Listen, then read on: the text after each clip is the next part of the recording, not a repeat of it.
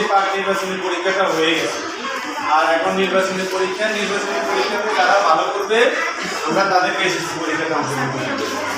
গত বছর আমাদের 16 জন স্টুডেন্ট পরীক্ষা দিচ্ছে, তার মধ্যে আমাদের 10 জন স্টুডেন্ট পাস করছে, বাকি 6 জন ফেল করছে।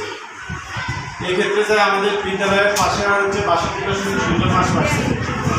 এই 62.05% পাশের হার হয়েও যেখানে বোর্ড পাশের হার হচ্ছে 65%, আর আমরা হচ্ছে 65.5%, 2.5% কম হওয়ার কারণে আমরা উপজেলা অফিসে যাই কপিয়ে দিতে হয়েছে কেন পাশের হার 2.5% বোর্ড থেকে কম।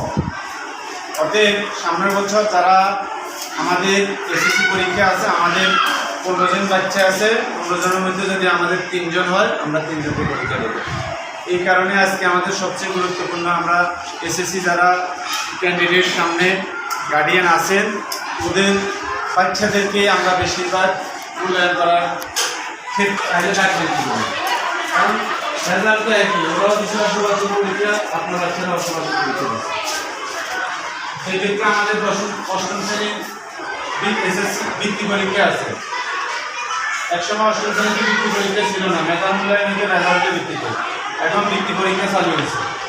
ওইখান থেকে আমরা প্রায় 14-15 জন স্টুডেন্ট বাছাই করছি। এই বাসায় কিন্তু স্টুডেন্ট থেকে ডিসেম্বরের 6 তারিখ থেকে 13 তারিখ থেকে নাকি বৃত্তি পরীক্ষা, ডিসেম্বরের 4 তারিখ থেকে মানে বার্ষিক পরীক্ষার পরেই